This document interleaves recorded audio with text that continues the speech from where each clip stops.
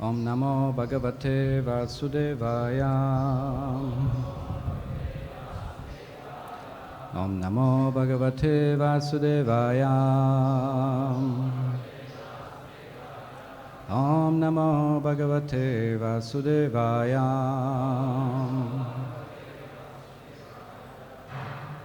Reading from Srimad Bhagavatam, Canto 10, Chapter 78, entitled The Killing of Dantavakra and Romaharshana, text 29.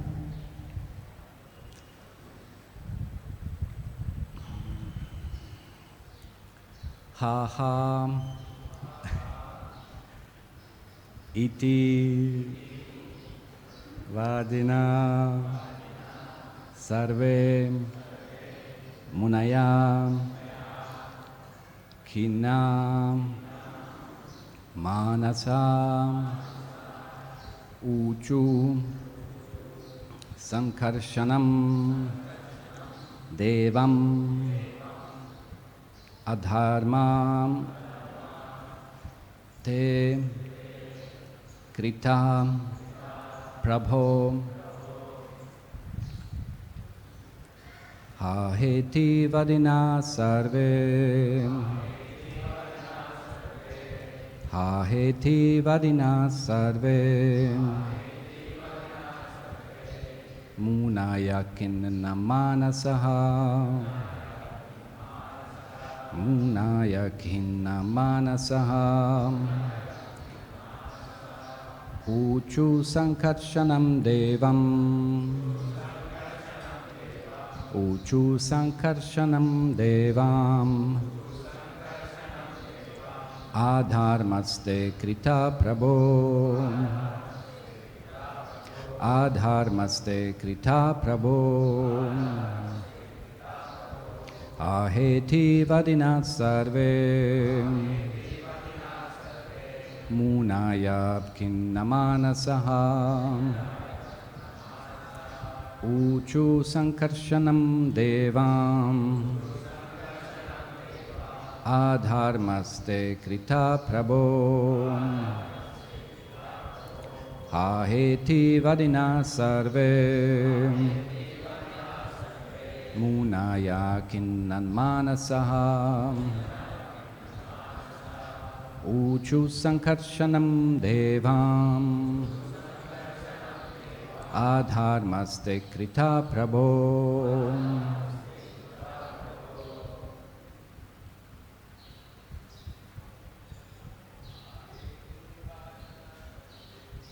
aheti vadina sarve kinna manasa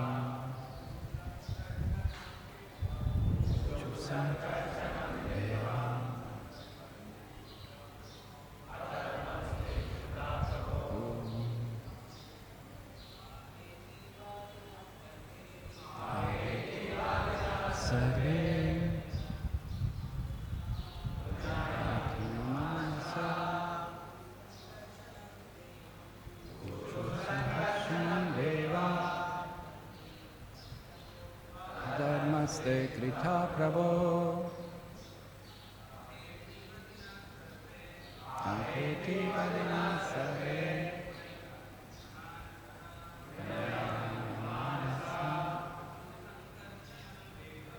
Uchu Sankarshanam Devam Adharmaste Krita Prabho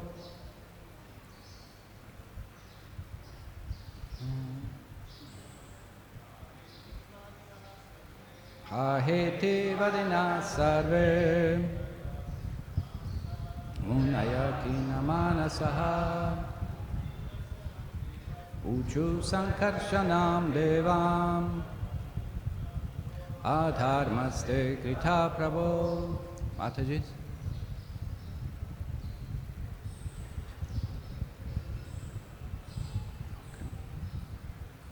Ha ha.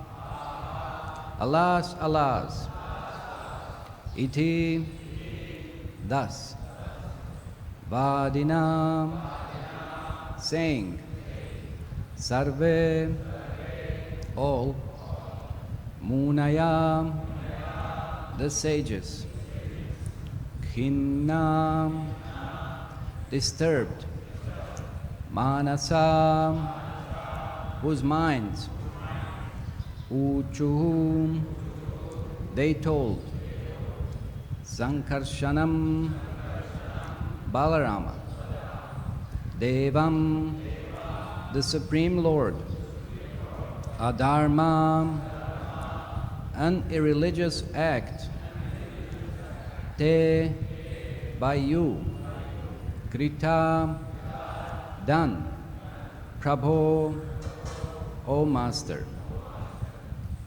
Translation. We'll have several verses till the end of the chapter. Covered, there's no purport here, right? Something will come later on. All the sages cried out, Alas, alas, in great distress. They told Lord Sankarsana, O Master, you have committed an irreligious act.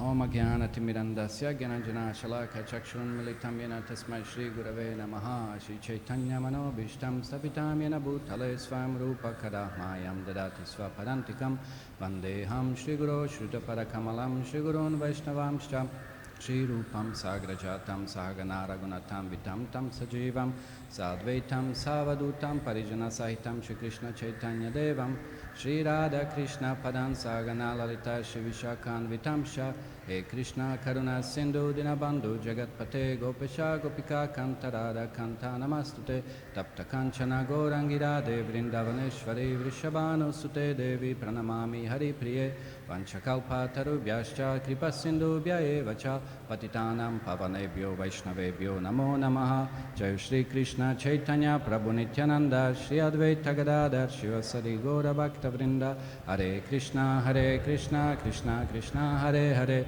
Hare Rama Rama Rama Hare Hare.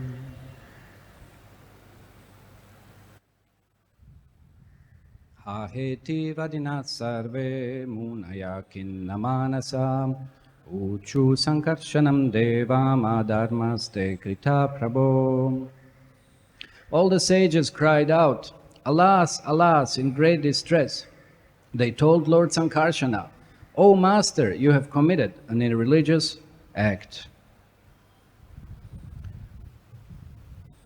So yesterday's verse described how Balaram killed Ramaharshana Sutta just by picking up the blade of the grass. And Ramaharshana Sutta was seated on the Vyasasan and he was deprived of his body because he had actually committed an irreligious act. It was Ramaharshana Sutta who committed an irreligious act. Here all the sages pointed out that, oh Lord Balaram, you have committed an irreligious act. But what is there for Krishna that he cannot do? What is there for Balaram, any other expansion that they cannot do? It is said in Srimad Bhagavatam that the activities of a great personalities cannot be judged. They have all the rights to practically do whatever they consider to be correct or right to do. So they cannot be judged. Because what is there to be judged? What kind of fault is there to be found within Supreme Absolute, who whatever he does is absolutely good, and it's good for everyone. So whatever Krishna does, that's auspicious, that's favorable, that's beneficial. There's nothing wrong with that. And who is the person who is the one who gives the religious principles? Who is the one who reestablished, like we know Krishna says in Bhagavad-gita, he reestablishes religious principle. Then, like Yamarat said, Dharmam tu sakshat Bhagavat pranitam. It is Krishna. He establishes the Dharma. He is the one who sets the certain principles of codes, moralities, law, religious practice, it is Krishna. So Krishna can modify it, Krishna can change, Krishna can adjust, Krishna can act in any way he wants to act. There is no fault within him. Of course, if anybody wants to find any fault, then anyone can do that, just like Shishupal did. He found so many faults, but these are not faults, that's the whole point. Krishna cannot make, and he doesn't make any fault. Everything is absolutely auspicious, everything is all favorable. But then again, we will see here in this discussion that follows that Balaram will still, he will accept the advice of the sages. Why?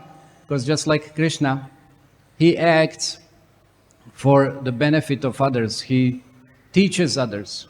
Yad yad acharati shreshtas tatat evetaro janaha sayat pramanam kurute lokastad anuvartat.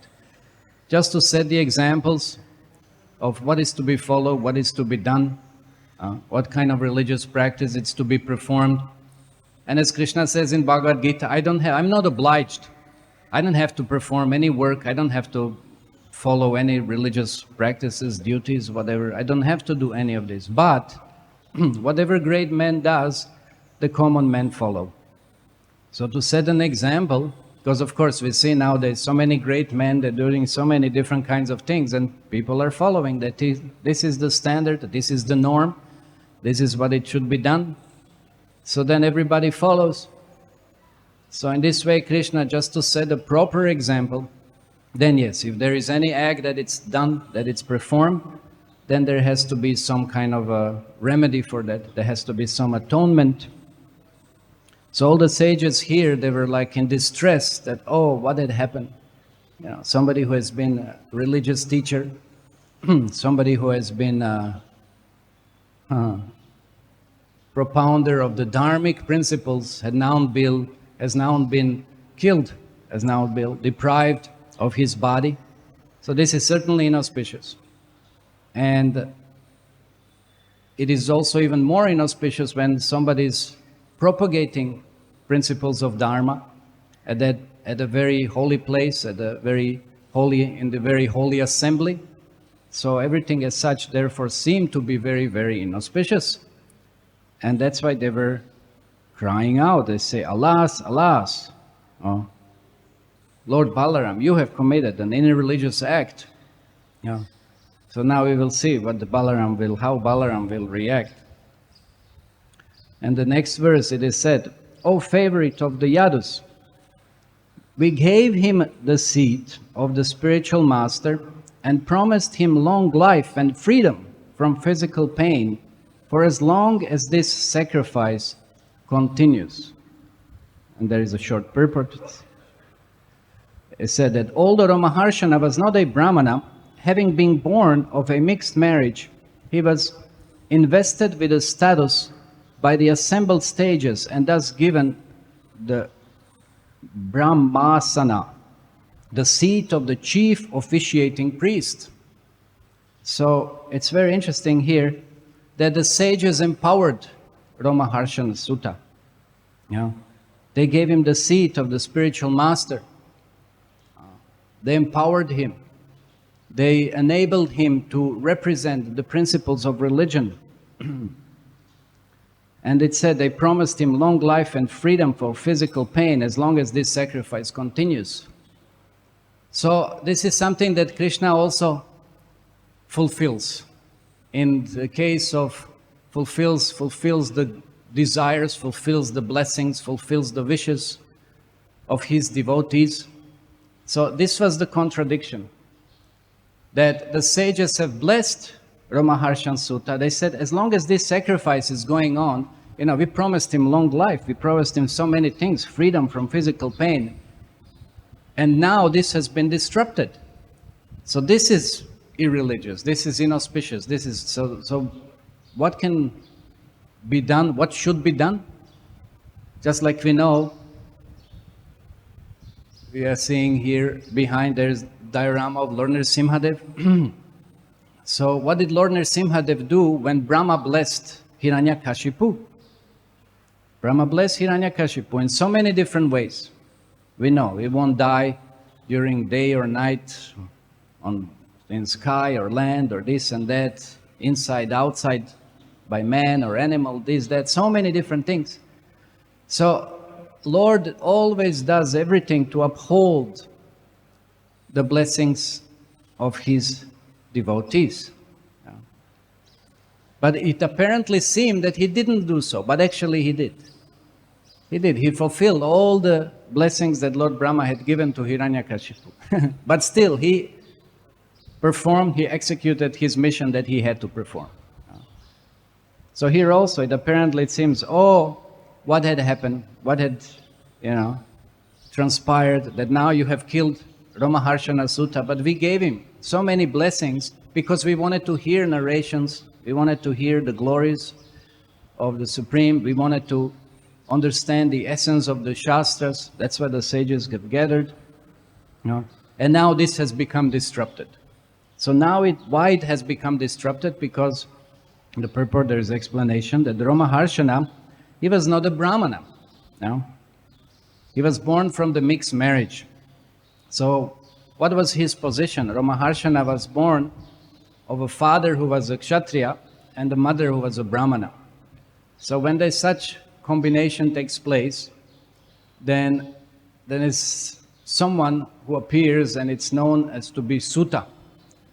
Sutta in general, they could act as a Brahmana, they could act as a Kshatriya, but in essence they were considered their duty was to drive the charioteers. Of course, even if they don't behave in such a way, then they have no space within the society, then they could be even worse cases. But essentially they're charioteers. But they could be elevated. So this kind of birth is considered to be pratiloma. It's against the grain. Like anuloma, it's with the grain, and pratiloma, it's against the grain. So pratiloma means therefore it's not auspicious. That itself, it's not considered auspicious because the father was inferior to the mother. And therefore there is a combination that results practically, then we can say, in a different species. There are 4,000 types, species of human beings. So with such kind of different combinations also, then you get a different kinds of variety of species also. Not just on the gross level, but also on the subtle level, depending on mentality, consciousness. So pratiloma, it's not auspicious. Anuloma, it's fine. Anuloma, it's auspicious. Anuloma means mixture between, let's say, Brahmana and Kshatriya, Brahmana and Vaishya, that it's fine. Like 1 or 2 degrees down, that it's fine. Brahmana and Shudra, then that's also not so good. Then you get a different species. Then you get Nishada. Yeah, like who was Nishada? Anybody knows? Who was Nishada? Ekalavya. Ekalavya was Nishada. So he had many good qualities, but he had a Shudra mentality. And what is Shudra mentality? He wants fame, he wants to be recognized. So by any force, he wanted to achieve so many different things just to gain what? To gain fame, to gain some recognition. And this is why Dronacharya didn't accept him as a disciple, because he saw that as a flaw in the character. Although, of course, we know he had so many good qualities. Those qualities could be utilized in a very wonderful way, but he didn't have proper mentality. So like this, different degrees down, so that it's mostly anuloma. Of course, in that 3 degrees, that's a pretty, gets towards inauspiciousness. But then if it's pratiloma, that means a lower level, that somebody who is like, let's say, Vaishya marries Kshatriya girl or something like this, then that it's pratiloma. So then that it's resulting in very inauspicious type of mentality, type of qualities. So that it's not considered to be part then of the real society, Brahman, Vaishya, Kshatriya, Shudra. So then there are different kinds of activities prescribed for such people that can assist all the different classes. But anuloma, at least, again, it can be purified in the course of several generations. Like here, if somebody is born like Ramaharshan Sutta, for example, if he would have married then a Brahmin lady for 3 generations, his successors could have become purified and elevated to Brahminical platform. So there is a system. Anyway, so there are these different systems, how one can purify the family, how one can purify one's position. But here, Ramaharshana, what he did, because he has been born out of that mixture, then he committed very wrong act of not offering respect to Lord Balaram. That's like usually, yes, somebody who sits on the Vyasasan represents the Vyasadeva, represents the Supreme Personality of Godhead, but still, if the Supreme Personality of Godhead walks in, then one should naturally rise and offer respect. Even if some elevated senior devotee would have walked in here now, we would naturally offer some respect, at least fold the hands, at least that much, or something else in respect. Even sometimes in the deity worship, it is said that one should be absolutely absorbed in the deity worship, but if some senior devotee comes, then at least some respect also can be shown. So to some extent, little bit, one can interrupt the worship that goes on. So, but Ramaharshan Sutta, he didn't offer respect, but it wasn't that because he was like fully absorbed in narrating or discussing the scriptures or something. No, it was explained, and this is what Lord Balaram, of course, because he is Paramatma in everyone's heart, Lord Balaram detected there was pride in his heart. So what was that pride? That pride came from his Kshatriya nature. Pride of being appointed as he was to represent practically all the sages and to elevate them, to enlighten them about essence of the scriptures. So he became proud. He became proud. And this is something that didn't have a place in, it doesn't have a place in a spiritual practice. Pride is not wonderful quality at all. We know what had happened to Daksha.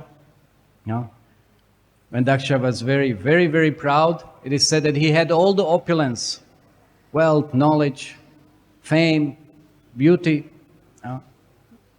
even some renunciation. He had all the 6 qualities he had in its completeness. But because he was intoxicated with all of those qualities, he couldn't recognize the greatness of other people. He was just so proud and so self-centered. So this is why he committed very, very grave offense towards Lord Shiva. He didn't want to offer respect to Lord Shiva because he was proud himself. He was thinking, I'm so great, I'm so exalted. Just like Kunti Maharani, she said that the one who is still intoxicated with mundane qualities, he cannot fully surrender in the spiritual life. Edamana madapuman. One cannot fully surrender. One who is proud of his birth, lineage, wealth, education, one cannot fully surrender. One will not understand really what the Dharma is. Although externally one may be very accomplished, one may perform so many different types of activities, so many different types of yajna, so many different types of rituals, and follow all kinds of different types of etiquette, dealings, of course. But at the end, one really doesn't follow the essence. This is all what Daksha did, but then he failed to recognize and respect Lord Shiva. And that's why Lord Shiva was very merciful, actually, when he punished him, when he ordered one of his followers to behead. He didn't actually, they just did it themselves. That's what they considered to be appropriate when such an offense is committed. And then Lord Shiva still revived Daksha. And at that point, Daksha was crying because he was realizing the mercy of the Lord Shiva. And he was very appreciative that he had helped him to overcome that false pride. Because that pride really destroyed everything else. It is said, just like Chanakya Pandit said, when we have a glass of milk or something very wonderful, if you just put one drop of poison, it's all finished. It's all finished. I heard one story. There was like yesterday we had this Purnima Kheer, no?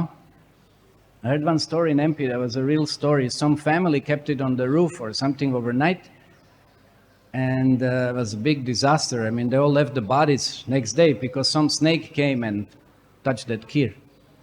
Horrible. I mean, bad story, but what to do? But that's the point. It's when something terrible touches the nectar, that nectar turns into horrible, thing, poison. Yes. So it's so the pride. It's so destructive because what it is, it's born out of false ego. What is false ego? False ego means ignorance. Any ego, it's ignorance because it's false. Whichever mode it might be, all these different manifestations that takes place. But it's ignorance, it's mode of ignorance, it's not our real position. And then because of that kind of false identity that one has, then one commits so many different kinds of offenses. One commits offense like Daksha, we see, towards Lord Shiva. One commits offense here towards Lord Balaram. Yeah. One thinks of himself so great, so wonderful, so elevated, so exalted. But that's not, again, that's disqualification. That is disqualification. Because when one, first of all, one didn't understand his real position. And then, second, one also disregards position of others. So that's all born from that pride, false ego and false pride. So one commits so many offenses, and this is what it's inauspicious, really.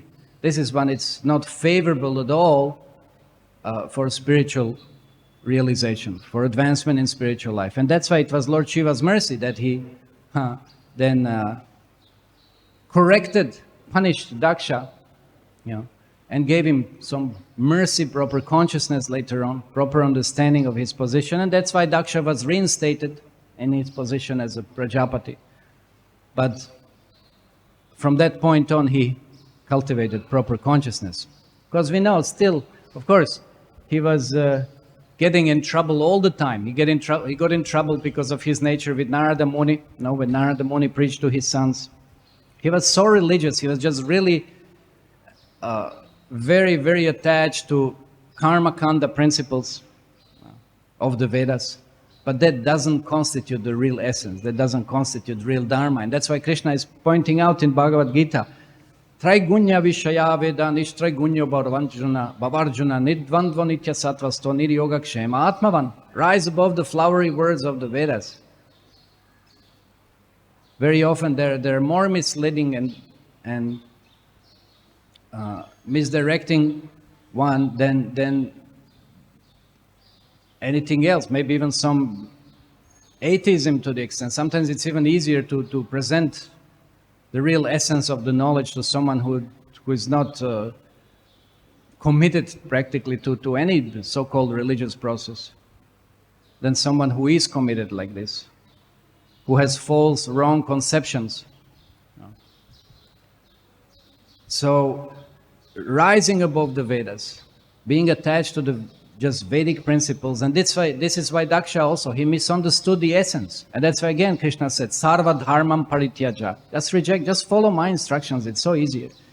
Just follow my instructions. Don't be attached to all these different kind of rituals and yagyas and sacrifices and so many different kinds of things. Just rise above all of that. That is the essence of spiritual life. Just like we know, that's the essence, just surrendering. If Rama Harshan Sutta would have just accepted Lord Balaram as who he was, that would be his perfection. That would be his perfection. But he didn't do that. He didn't do that. He failed. He failed to understand the essence. What is the use of having so much knowledge? Just like Tapan Mishra. We know he had so much knowledge. He was so recognized. Such a great Brahmana. So powerful. Scholar. Such a known scholar. But he didn't know the essence. He didn't know the essence, what the essence is. And then, of course, he had a dream, he had the mercy of the devotees. And then he was granted what that essence is, serving Lord Chaitanya. Lord Chaitanya will appear, and then he met Chaitanya, Lord Chaitanya, and then he was enlightened. So that's what, at least we have to know the essence. Otherwise, one may be completely lost.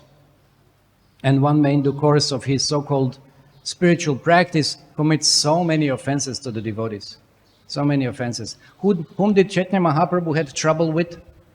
Did he have trouble with Muslims so much? Muslim government? No. You may say he did, but why? Who was so much against Chaitanya Mahaprabhu? Yes, caste brahmanas. So they thought they're very learned, they're very pakadis, they're very much that. But they didn't understand the essence. They just couldn't understand the essence. So this is something that is extremely dangerous in spiritual practice. So that's why Rama Harshana didn't understand it. He was qualified in so many ways, and he had a chance to become really very nice and very prominent and very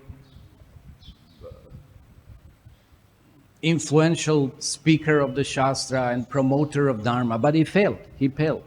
Just because of that false ego, false pride, that ruined everything. So in the next verse it said, you have unknowingly killed a Brahmana. Of course, even the injunctions of revealed scriptures cannot dictate to you, the Lord of all mystic power. So here they said that, yes, you have killed a Brahmana, but even scriptures cannot dictate anything to you. That's the whole point. Krishna or Balaram, they're beyond the Shastra, beyond any Dharma. They can do whatever they want. But if your own free will, by your own free will, you nonetheless carry out the prescribed purification for this slaying of a Brahmana, O purifier of the whole world, people in general will greatly benefit by your example. So that's the point. So Saja said, you don't have to, but still, follow the example. Like Krishna. Krishna also performed certain atonement, right? What did Krishna do? Anybody knows what Krishna was asked to atone for? Killing Agasura, yes. No, wrong. Arishtasura. Arishtasura. He didn't have to, but gopis were demanding, you're untouchable now. You have to you have to travel like Balaram. He was told, go to travel to all the tirthas. But Krishna, I'm not going to go to travel. I'll call all the tirthas here. Yeah, I'll take bath here, even if you're asking, demanding that from me. So he killed a bull. Of course he was a demon. Krishna said he was a demon. No, it wasn't. No, gopis were demanding. It was a bull. You have to get purified. But Krishna killed another demon. Vatsa. No? Vatsasura. Calf. He killed calf devil. So then what was the purification? What was the atonement he had to do for that? Who knows? Who is reading Krishna book? What was the atonement for Vatsasura?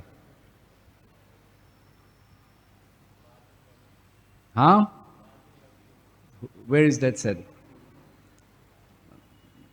No, it was not to bathe in Ganga. No. What was the atonement? Nobody knows. Vatsasura, when Krishna killed Vatsasura, he and Balaram, they came from behind. He took form of the calf and he wanted to kill Krishna and Balaram. And then he was mixing with the calves. But then Krishna nodded to Balaram, is this demon, let's go and catch him. And then Krishna caught him behind for the legs, he thrilled him, and he, kicked him on the tree, and then he used his body, they were kicking down the, fruits, they were eating those fruits. Coward boys that took advantage of that. Taking fruits. Chaitanya Jivan, you know? You don't know. I can't hear you, but anyway. There was no atonement. There was nothing. Because gopis were not there, they were coward boys. They didn't demand anything. There was no atonement. You see, so it's not that Krishna always has to atone. The coward boys, they took it, that's normal thing. Why? They didn't have to get any different example. Like here we hear, to set the example. Krishna didn't have to set the example that time. His examples, kill the demon, get the fruits, Haribol, continue with playing, keep the lila going on. That was it. Okay, so in the next it said, the personality of God had said, I will certainly perform the atonement for this killing, since I wish to show compassion to the people in general. Please, therefore, prescribe for me whatever ritual is to be done first. So he's asking, Krishna is asking, Balaram is asking now, what is to be done? What is the ritual? What has to be done? So he's ready. Okay, for sake of everybody else, I will follow. I will do these things. But we see that sometimes we have to be, it's not like, what are the acts of atonement? What it means, atonement? Perform certain kinds of rituals, do this, do that. But that's not the essence. We know in the discussion of Parikshit Maharaj and Shukadev Goswami, Parikshit Maharaj said, it's just like bathing of the elephant. What is the use of all these different atonements? Prabhupada talks about confession and so many different things. Yeah, nice, but what is the problem with all of this? It's not sufficient. Not that every atonement will absolutely purify one and bring into the spiritual platform. It's not that every atonement will get rid of material desires or sinful desires. That's what it is said. There are two examples given, that sometimes it can be just like a grass that it's cut, but the roots are still within. So that means the desire is still present. No? Desire is still present. And then even though the grass is cut, it will grow again. So that means one may perform atonement from certain sinful activities that one has performed and maybe not get a sinful reaction. Fine, but still the desire within the heart is there. The root is still there. It has not been uprooted. It has not been burned, removed. So that is the biggest problem. And then sometimes asking, you find, if you read Puranas, you'll find there's so many different types of atonements, Vishnu Dharmotara, Padma, there's so many, I remember a little bit, if you do this, you have to do that. It's like becomes so complicated, becomes so difficult. Of course, it's said that for certain activities, there's no atonement, like Junior Haridas, then Chaitanya Mahaprabhu said basically, then you have to, they have to dive, you have to die leave your body in the Triveni or this and that. So certain very, very gross, abominable, sinful activities that there is practically no atonement. And it's said that if one doesn't atone also, that's also a problem. That's also a problem because then the sin keeps on increasing and the reaction will increase. So one has to do something as soon as possible. One has to, of course, hopefully if one has realized that one has committed some sinful activity or either some offense. But then again, what atonement to do? So many times even scholars and brahmanas, they become confused. They don't know really. It's not so easy to prescribe certain method of purification. No? Just like we know Subudhi Rai's story, no? He was told, then you have to drink, that the only way now you've been sprinkled, with water from the Muslim pot or whatever, the story, that anyway. So, and then the only remedy for you have to drink hot ghee, which means you'll die, and the next life you'll get a chance maybe to advance. So then he was like, well, what is this? What is this? So then what was he told to do? What was he told? How to become purified? What was he told to do? Hare Krishna, Krishna Krishna, Hare Hare, Hare Rama, Rama Rama, Hare Hare. Very easy, very easy. And the most powerful. And that's what all the Shastra proclaim. Just by chanting of the holy name, all the sins will be burned just like dry grass into the ashes. Yeah. That's the process. So we don't have to worry about this atonement, that atonement. Yeah. So many different kinds of principles, this, that, following. Yeah. Just take to devotional service. Of course, then one shouldn't take this for granted, because then one will commit which offense? Seventh offense. Yes, seventh offense. So that's it. Here it continues, said, O sages, just say the word, and by my mystic power I shall restore everything you promised him, long life, strength, and sensory power. The sages said, please see to it, O Rama, that your power and that of your Kusha weapon, as well as our promise and Ramaharshana's death, all remain intact. So that's what Krishna performs various kinds of, by one action, he accomplishes so many different types of activities. So sages also are praying here. They say, please let our blessing remain intact, and then also let not your weapon fail and your activity, become fruitless. So please just restore everything, make everything perfect. No? So the Supreme Lord said, the Vedas instruct us that one's own self takes birth again as one's son. Thus let Lomaharshan's son become the speaker of the Puranas, and let him be endowed with a long life, strong senses and stamina. So that was the solution that Lord Balaram gave. He said, okay, we will empower his son. So he will be the representative of his father. And of course, the father gets blessings, father gets mercy, father gets purification through his son. So this was Lord Balaram's mercy, Lord Balaram's blessing. That's through the son who will be empowered then. And we know Sutta Goswami, who also speaks Srimad Bhagavatam, that the father will be blessed and achieve everything he has been also blessed earlier by. So in the purport it said that Sridhar Swami quotes the following Vedic verse to illustrate the principle enunciated here by Lord Balaram. Angad sambhavasi hridayat abhijayase atmavai putranamasi sanjiva shraddha shatam. So it said, you have taken birth from my various limbs and have arisen from my very heart. You are my own self in the form of my son. May you live through 100 autumns. This verse appears in the Satapatha Brahmana and Brihadaranyaka Upanishad. So that's how every father would identify through his son. We see that, no? How much experience we have when parents father doesn't accomplish something, he projects that and has that expectation from the son. No? Now I didn't do it, now you have to become big this and big that and accomplish this and accomplish that. So father expands or enjoys through his son. So in that way, Balaram's blessing was appropriate. So it said further, we still have to cover, I will just cover fast, 2-3 verses.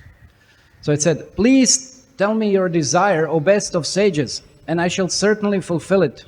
And, O wise souls, please carefully determine my proper atonement, since I do not know what it might be.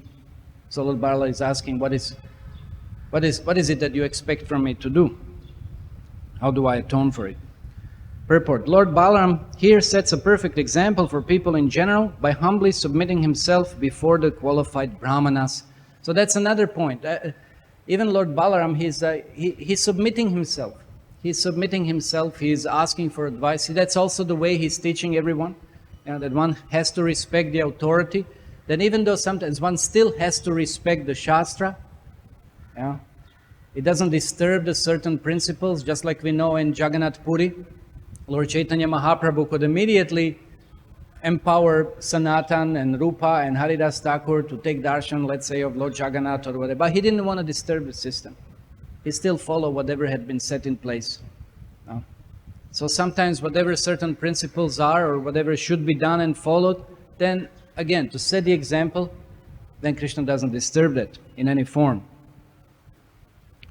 So the sages said, a fearsome demon named Balvala, the son of Ilvala, that's funny, Ilvala, comes here every new moon day and contaminates our sacrifice. Purport. Because the sages have been performing so many yagyas, but there's always some demon who comes and contaminates to disturb the results of it. So I said that first the sages tell Lord Balaram the favor that they would like him to do for them. Okay. So this is what they want him first. They say, first you kill the demon, and then, O descendant of Dashara, please kill that sinful demon who pours down pus, blood, feces, urine, wine, and meat upon us. This is the best service you can do for us. And we see Lord Ramachandra also, that's what he did. He killed Tataka, Maricha was kicked away. Who was the other one? One more. Subahu, right? So that's what demons like to do. They like to contaminate and disturb the religious practice. That's fun for them. But then when Balaram comes, fun is over. So the last verse, he said, therefore, For 12 months, you should circumambulate the land of Bharata in a mood of serious meditation, executing austerities and bathing at various holy pilgrimage sites. In this way, you will become purified. So any grievous sin, if it is committed, and of course, sometimes inevitably it might happen, and it does happen, we kill germs, no? There are pancha yagyas for every householder, by breathing, by walking, by grinding, by drinking, by cooking, by so many different things. You know, so many living entities are killed. So there has to be some, again, atonement kind of, some yagya performed, something. So there are principles set as such. So Lord Balaram, he's going to go for pilgrimage. Of course, what is the better excuse than this, you know, go to visit holy sites. But another reason was also, Balaram didn't want to participate in Kurukshetra war. So that was the wonderful excuse for him not to take sides, because both of Yudhishthira and Duryodhana were very, very dear to him. So he didn't want to put himself in a very such kind of unpleasant condition. So that's why he decided to also go on the pilgrimage. It was a wonderful excuse. So in the purport here it said, Srila Jiva Goswami points out that the word Vishuddhyasi means that the Lord Balaram would achieve spotless fame by setting such a perfect example for the people in general. Srila Prabhupada writes, the Brahmanas could understand the purpose of the Lord, and thus they suggested that he atone in a manner which would be beneficial for them. So, that's nice. So, thus ends the purports of the humble servants of His Divine Grace, A.C. Bhaktivedanta Swami Srila Prabhupada, to the 10th canto, 78th chapter of the Srimad Bhagavatam, entitled The Kindling of Dantavakra, Viduratha and Romaharshana. Any questions or comments?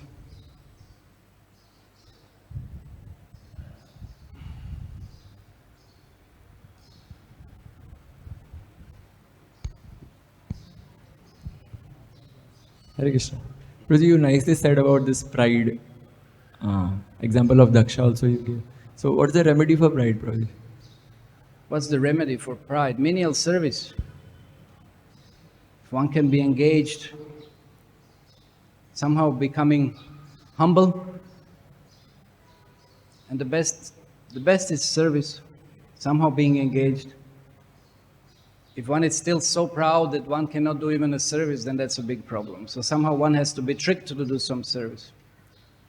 You're so great, so please help me, kind of, whatever. Somehow performing devotional service, that's how one will become purified gradually. Or of course, chanting the holy name, and then good association. So gradually one may become relief from that bad quality. Okay? Okay, Srimad Bhagavatam ki jai, Srila Prabhupada ki jai.